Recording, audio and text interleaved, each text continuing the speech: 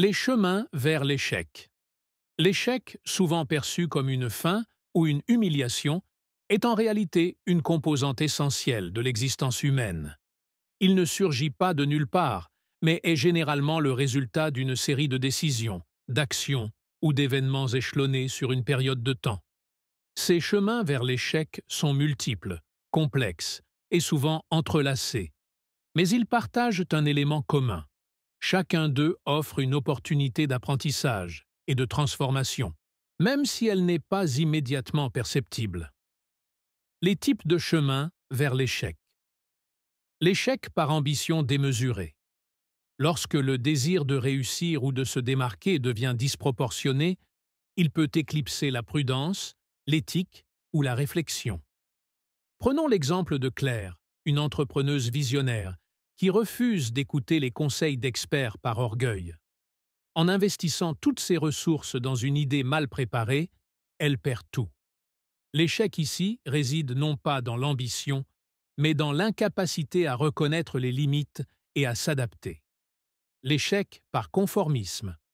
Suivre aveuglément les attentes sociétales ou familiales peut mener à un vide existentiel. Paul, un avocat brillant, choisit cette carrière non pas par passion, mais pour plaire à sa famille. Bien qu'il accumule les réussites, il se sent vide et perd tout intérêt dans sa vie.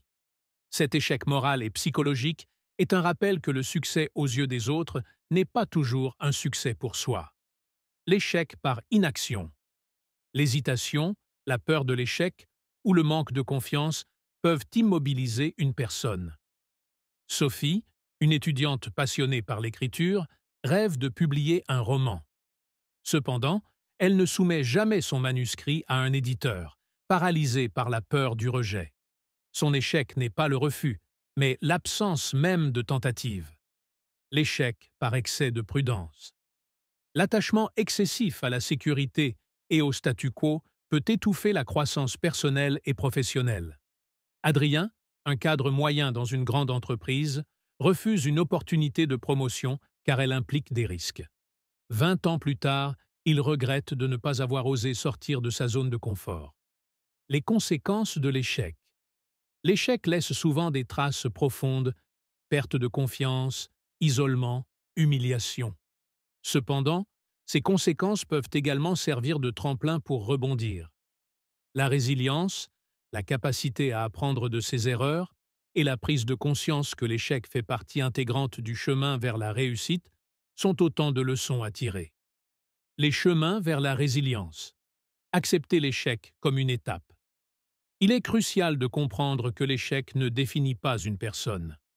L'échec peut être perçu comme une opportunité de réévaluer ses choix, d'améliorer ses compétences et de s'adapter. Tirer des leçons.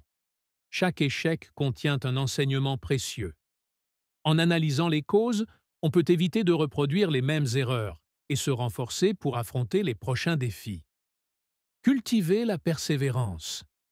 La différence entre ceux qui réussissent et ceux qui abandonnent réside souvent dans leur capacité à persévérer malgré les revers. Le chemin est rarement linéaire. Échec et succès. Deux faces d'une même pièce. Les chemins vers l'échec sont aussi variés que les individus eux-mêmes. Si l'échec est une destination temporaire, il peut être le point de départ d'une transformation plus profonde. L'essentiel est de ne pas se laisser définir par l'échec, mais de l'utiliser comme un outil pour avancer, pour grandir et, finalement, pour réussir.